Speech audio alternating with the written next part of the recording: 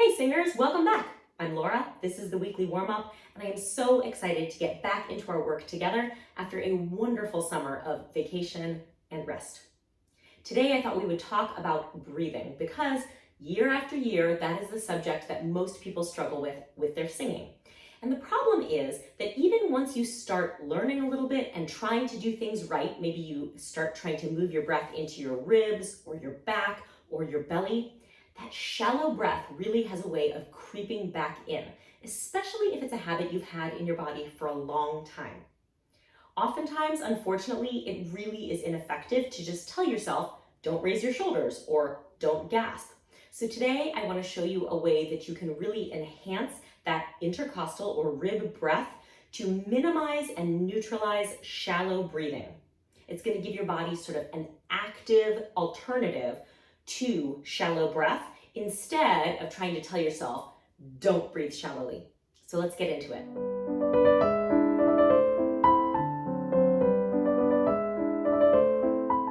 If you don't know what I mean by shallow breath, then lucky you. You might not even need this video. But I'm talking about that inhalation that's usually sort of a quick gasp and tends to raise our shoulders. It's often called clavicular breath because it comes right up into the clavicles or the collarbones.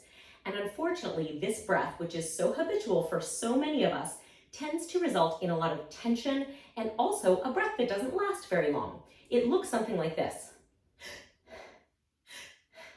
That's an exaggeration, but for many of you, it may feel just like that, kind of a jump up in the shoulders. So if you've had success with intercostal breath in the past, or it's something you'd like to try today, then I want you to take one hand and put it on the bones of your ribs. So make sure you're not putting your hand on your waist, feel bones under your fingers, and then put the other hand here, as though you were laying your hand on a necktie, because we're really going to try and feel what the sternum is doing, and the sternum is shaped very much like a necktie right here along the front of the ribs. So we're going to go like this, we're going to take a big inhalation and exhalation, and we're going to monitor what we feel with each hand. The important question is, which hand has more motion? Try that.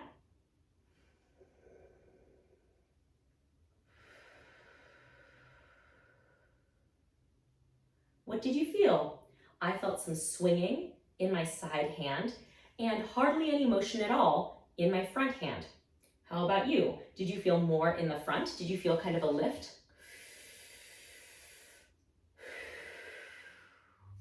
Or did you feel that the front here, where your necktie is, was stable and the side was expanding?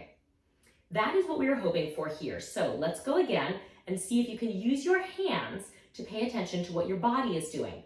We're looking for less motion in the front, more motion in the side. Go ahead.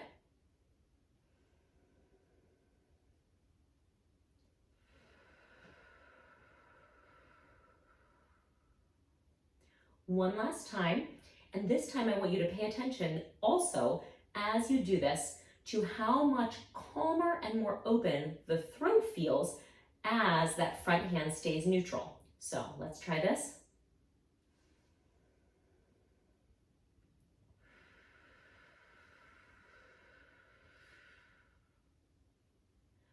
Wonderful. So now when you're in choir, you can hold a folder with one hand and just keep one hand here on the sternum and just monitor as you sing. Are you feeling this hand jumping up or doing quite a bit of motion?